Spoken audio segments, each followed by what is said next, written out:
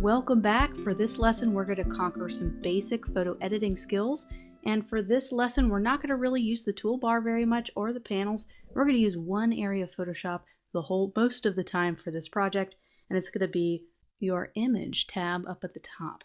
So we're going to really be living right here in this adjustments tab. So we went to image, adjustments. We're going to go over all these amazing photo editing capabilities and talk about the differences between each one and when you need to use one. So I downloaded this photo off pexels.com, and you can find that in the resource guide. I'll have a link, or you can find a very similar photo. You don't have to use this exact photo. The reason I chose this photo is I thought it was a little bit dark, and we can maybe do some tweaks to it to maybe bring out a little bit more color. So we're going to do that by going to image, adjustments, and we're going to slowly work down kind of our list of lots of different options we have for really doing some great photo editing. So the first one is brightness and contrast. So we're going to bring up brightness and contrast. So I'm going to increase the brightness, and this will increase the brightness of all highlights in the entire photo. It's not going to just select a specific kind of highlight. It's just going to do a brightness of all of it. So you can see kind of before, just doing a little bit of brightness kind of really helps bring more light to the photo, to the overall photo. But we want to be very careful with brightness because you can definitely overdo it, and it starts to look really washed out right here under skin tone because it does an entire brightness over the entire photo. It doesn't select specific highlights or shadows. It just does the whole thing. So what we're going to do is we're going to go back. We're just going to increase the brightness just a little bit just to bring some more light to the overall photo. So contrast. So contrast is incredibly important in finding the differences between highlights and shadows. So let's increase the contrast. It's going to make the differences between highlights and shadows greater. When we reduce the contrast, it's going to make the differences between highlights and shadows less of a contrast. A lot of times, reducing the contrast can really help brighten a photo. If you increase the contrast, it's going to increase those shadows as well. So sometimes this is kind of neutral. This is 0. So I'm going to actually reduce the contrast. You can see how it kind of really brightens a photo a little bit. So you'll notice with a lot of these, I'm not going to move the handles very much. You just need small little tweaks. You never want to have a photo look processed or over edited. So let's continue to go to our adjustments panel and check out a few of these others. Levels is great. As a graphic designer, I use levels a little less frequently. It's more for professional photographers. Sometimes it's great to bring out certain highlights or shadows, but I'm actually not going to go over this because I think for graphic design, let's just stick with what you need to know as a graphic designer. Definitely something a little more advanced that I would love to get into if we have some time a little bit later. Same thing with curves. So let's go down to exposure. So exposure, this is one you have to be incredibly careful with. Just slight changes in the dial will have huge effects. So exposure is going to expose more light to the photo, but you notice how quickly it looks washed out. So I have to be very careful when I use exposure. Usually it's only just very small increases or decreases. You're not going to see a lot of huge movements with exposure because, as you can see, that's not going to look pretty good. So let's go ahead and reduce that. Maybe just do a very slight bump. And same thing for offset. When you reduce the offset, it's really going to bring out those shadows, and we increase the offset, it's really going to brighten up those dark shadows as well. So a lot of time with offset, sometimes offset and gamma correction are really great for bringing out highlights and brightness in black and white photos. So if you have a black and white photo that just seems a little dark, go into exposure and mess with the offset and gamma correction, and you can really bring out those shadows more and make a black and white photo that's hard to see a lot easier to see. So I really kind of find a lot of benefit when editing black and white photos. So with gamma correction, I'm just going to keep that at 0, but I just definitely wanted to go over that.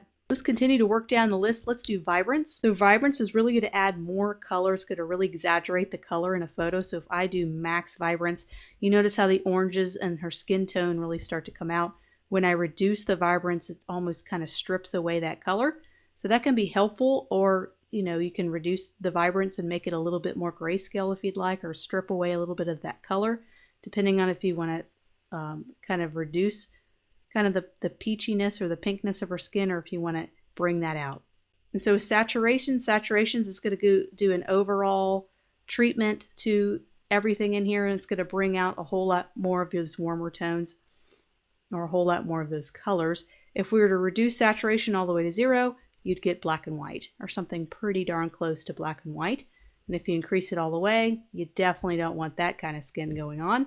She probably needs to go visit the doctor. So I'm going to keep saturation, probably even reduce saturation. I mean, it's nice to add color to the face, but sometimes reducing saturation can give it kind of more of a modern, kind of that washed out, more cool tones seem to be kind of more in when it comes to photo editing. So let's go ahead and go down to adjustments. And we have color balance. So color balance, this is when we get to really kind of select specific parts of the photo instead of just doing these big, broad, let's change the entire photo without selecting anything. This is where we start to get to pick certain parts of a photo and change just those certain parts. So this is with color. So I can select midtones, shadows, or highlights. It's going to change your midtones, your highlights, or your shadows depending on which tone balance you select. So I can add specific colors to this. So I can add a little bit of red, a little bit of blue, and this is where you can really start to customize a photo. We can go to highlights, and now it's going to do the same thing to the highlights. So we can have our own kind of color profile here depending on what kind of look are we going for. It could be for a certain magazine, and we need to adjust the colors to match other photos. We may need to adjust the colors to match a certain style of an ad. So as a graphic designer, this is probably going to be what you'll do more, is adjusting this color slightly. You're not going to be doing heavy duty photo editing. You're mostly going to be trying to match certain cool tones or warm tones in a particular design piece. So I just added a little blue there to my midtones. Of course, you can do shadows and make it more dramatic if you wanted to. You can always go back into your history panel and kind of see what we've done. Here's the original, kind of darker. We added a little bit of light to it using brightness and contrast, a little vibrance, little color balances, adding those cooler modern colors in. So let's continue down our list, image adjustments. And one of the best ways to convert a photo to black and white is to use the adjustments black and white option instead of just going to hue and saturation and reducing the saturation. A better way to make a photo truly black and white, outside of going up here to mode and making it a grayscale, that would definitely strip away the color profile. But let's go ahead and go down to black and white. And what's great about using the black and white option is we can have control over what used to be red and change it to lighter or darker. So we can bring out what used to be kind of inner cheeks like reds and oranges, and we can make those lighter or make them more shadows. So this gives you a lot more minute control over turning a photo into black and white instead of just doing a grayscale or just doing a desaturation. So it's a little bit easier. You can kind of see the cyans, kind of see the highlights in her sweater coming out when I increase that, and when I reduce it, kind of goes to black. So you can have a lot more control here. So that's if you want to make it black and white. So I just wanted to definitely review that one. Photo filter is kind of neat because it adds just a little bit of warm or cool tones to it, and you can select a specific color, and they have some pre-selects here. So it just adds a warmer kind of tone or filter over the top of it.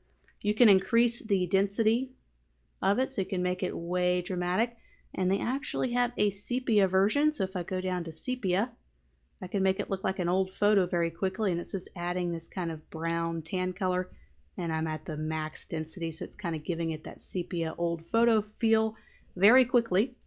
We can also do cooler colors. Let's do a deep blue. Of course, you could just do a little bit so it doesn't look too horrible, and you could do other types of filters as well. So let's go ahead and cancel that and continue on. So selective color, this is where I think is probably one of my favorite ones to use because we can really isolate specific colors. So let's say we want to isolate her hair. So I would say that has a lot of brown in it. So I'm going to go down to this drop down menu and go down. It's probably going to be brown. It's going to be between your reds and your neutrals. So let's go ahead and select red. It's going to take all the red pixels in the photo, and we're going to be able to add any color to reds. So we can make reds more cyan, make reds more magenta, or reduce it. So let's kind of dial this back. So see how our hair color's the way it is now. So we can decrease the yellow. So right now we can increase the yellow or decrease the yellow. So it's adding kind of those cooler tones to it. And you can go down the list and figure out what kind of combination you want more. So black. So there's a lot of black in this photo. So it's going to have a big dramatic effect when I select and isolate the blacks. So let's see what happens when I decrease the blue or increase the blue. And same thing with your neutrals. There might be some gray in here as well. So you just go down the list and kind of very small changes.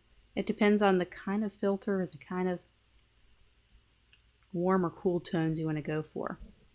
So you're going to go ahead and click OK. That's a very powerful customized tool to be able to isolate color and change it based on specific colors.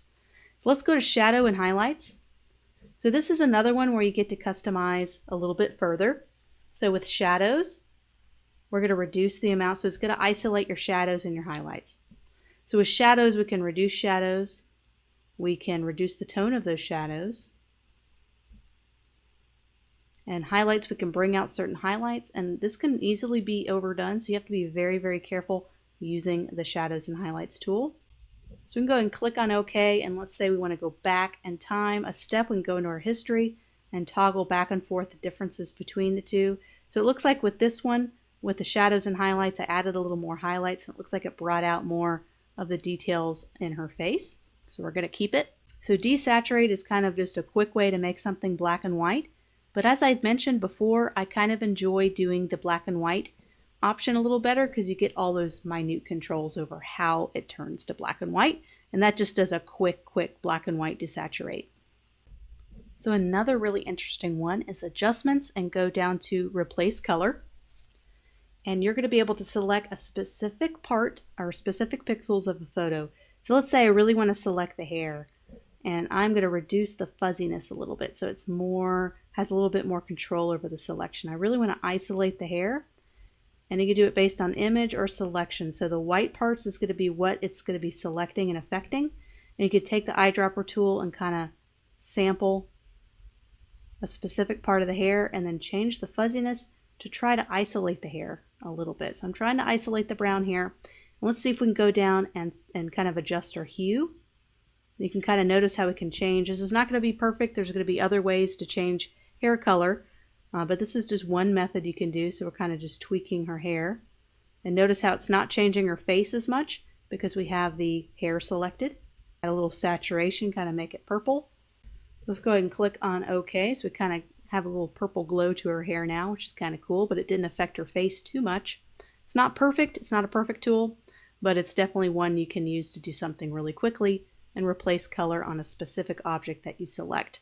So I'm selecting her face this time. That's kind of the color of the pixels it's going to be changing. And you can increase the fuzziness to expand out what it selects to make it broad or not so broad. So let's see if we can adjust the hue here. Just adding kind of a little bit of that glow there.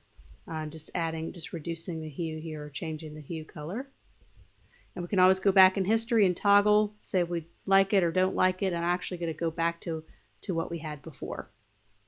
So those are your very basic photo editing tools. They all live right up here in that adjustment panel. That's where you're going to really be able to find most of these. There's some auto tone, auto contrast, auto color. This will automatically change the tone. There's the tone, contrast, and color. I find these to kind of be random, and I like to be able to do it myself and control it via the adjustments panel. So sometimes I tend to sometimes try it out to see if it works, but a lot of times I end up living in the adjustment panel as I get more and more comfortable using this tool. So let's do some very last editing to this photo so we can kind of make it unique and make it our own. Let's go ahead and crop our photo. We're going to get the crop tool right here, and I'm just going to crop her. Crop the tool, and then I'm just going to click on the move tool. It's going to crop or press enter and go ahead and zoom in down here, and I'm going to zoom in to 100% and just kind of see if I like it. I can always sharpen the photo if I want to kind of really bring out the sharpness here, and I'm going to go ahead and go to my layers. She's already selected. Go ahead and double click to unlock that layer. I have her selected. I'm going to go up. Filters, a couple other ways you can edit photos is in the filter section. We're just going to sharpen this photo a little bit. So we're going down to sharpen. We're just going to do one. We're just going to do the sharpen. This adds a sharper kind of point to it. And there's some tools over here in your toolbar, which we'll review later, where you can kind of sharpen using kind of more of a brush tool. and we'll get to that and more advanced photo editing. So this is all pretty basic stuff. There's still the dodge and burn tools. There's still highlights and shadows that you would brush on manually. There's non-destructive editing, which we're going to go over all of that in this course. But this is very, very basic photo editing. You can see the before, and it's still a great photo. It's still a well-edited photo, but you can see afterwards we added a little personality to it. Might work really good for a more modern social media post, for example, just adding that little bit of purple and kind of sharpening the image. And there's still a lot we can do, but for basic editing skills, that's not so bad. So let's go ahead and move on to our next project.